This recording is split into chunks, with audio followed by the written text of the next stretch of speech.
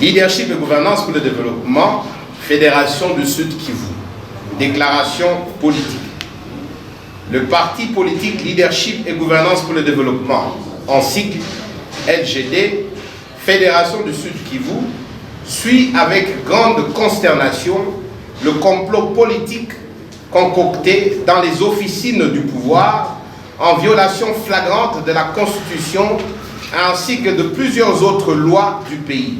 Et c'est là, depuis bientôt plus de 2 ans, à l'encontre de son président national et candidat aux élections présidentielles de décembre 2023, je cite l'honorable sénateur, le professeur Dr Matata Ponyo Mapon.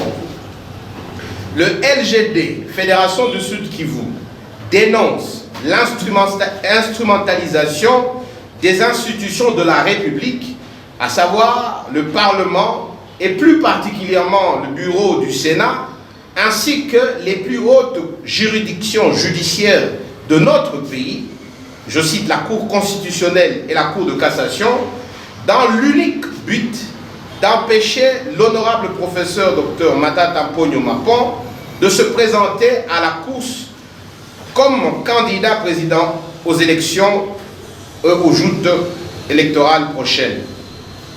Pour tout observateur averti, il est stupéfiant et regrettable de voir l'appareil étatique congolais tout entier mobilisé et mis à profit pour écarter les potentiels candidats à l'élection présidentielle de décembre 2023.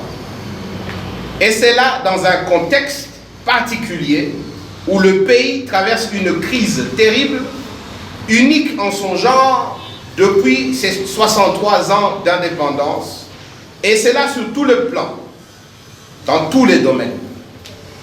La République démocratique du Congo a plutôt besoin que ses institutions étatiques se focalisent leur attention et énergie sur les problèmes actuels pour améliorer tant soit peu la vie de ses paisibles concitoyens. Mais hélas, tel n'est pas le cas. Il est aujourd'hui difficile de savoir si ces institutions étatiques sont au service du peuple congolais ou se sont muées en une machine électoraliste qui ne dit pas son nom pour le président sortant, et c'est là à des fins politiques. Il est étonnant de remarquer, à titre illustratif, pour le cas du Sud Kivu, que plusieurs rapports de l'Inspection Générale des Finances, IGF en sigle, traînent sur la table des procureurs des hautes cours, je cite ici la Cour de cassation, sans suite. Pourquoi donc personne n'intervient alors qu'il semble que la personne du sénateur Matata est l'unique objet de l'attention de ces hautes cours? Par exemple, tout récemment, vous le savez, l'Assemblée provinciale du Sud Kivu a mis en accusation et déposé une plainte à charge contre le gouverneur de province du Sud Kivu pour des griefs graves. Pourquoi cette plainte ne fait-elle pas l'objet d'une attention particulière de cette cour? Il existe, vous le savez, depuis fin 2021, une recommandation de l'Assemblée nationale aux fins de poursuites judiciaires des autorités tant militaires que civiles, provinciales que nationales, impliquées dans l'exploitation illicite des minéraux dans le territoire de Mwenga. Ces recommandations moisissent dans les tiroirs du gouvernement. Pourquoi ce dossier-là n'est-il pas traité avec célérité et urgence? Il en est de même de plusieurs autres dossiers que vous connaissez, chers amis de la presse. Les détournements des dons de l'État en faveur des sinistrés de Kassika, de Kamituga et des camps Zaïre, et j'en passe. Il est important aussi de se questionner sur le rôle réel et actuel du Parlement dans la marche de notre pays. Quelles mesures le bureau du Parlement, et en l'occurrence ici, je parle du Sénat, ont été prises? Quelles sont ces mesures que le Sénat a prises face à la question sécuritaire qui prévaut à l'est de la République démocratique du Congo. Face aux multiples cas de détournement signalés et documentés par l'IGF, face à la cherté de la vie, ainsi qu'au cadre macroéconomique qui se détériore du jour au jour, tel qu'indiqué par la dépréciation fulgurante du franc congolais. Est-ce que le bureau du Sénat peut nous dire les mesures qu'ils ont prises pour juguler ces problèmes quotidiens sociaux des Congolais? Quelles sont les mesures que le président du Sénat, originaire de la province du Sud du Kivu, a prises face à l'exclusion par la CENI des villes de Baraka, de Kamituga et d'Uvira des listes des circonscriptions électorales, alors que ces villes jouissent depuis 2019 de statut de ville et donc par conséquent des circonscriptions électorales? Qu'a fait le président du Sénat face à ces injustices commises dans sa propre province? Malgré la misère du peuple et la situation difficile que traverse le pays, il est plus qu'évident que la seule et unique obsession du président de la Chambre haute du Parlement semble être la réélection de son candidat désigné aux prochaines élections, oubliant le rôle d'homme d'État auquel il est appelé en tant que président de la Chambre de sages. Il importe ici de souligner aussi, puisque nous sommes au Sud Kivu, que le peuple sud-kivusien n'a pas oublié le rôle important que ce dernier a joué et continue à jouer dans la situation chaotique dans laquelle la province du Sud-Kivu est plongée jusqu'à ce jour.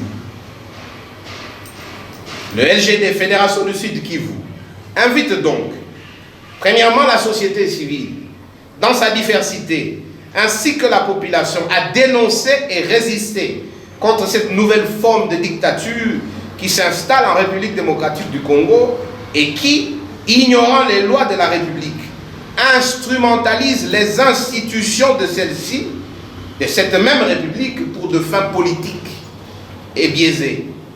La République démocratique du Congo fait face à plusieurs défis qui remettent en cause même les principes fondamentaux de son existence.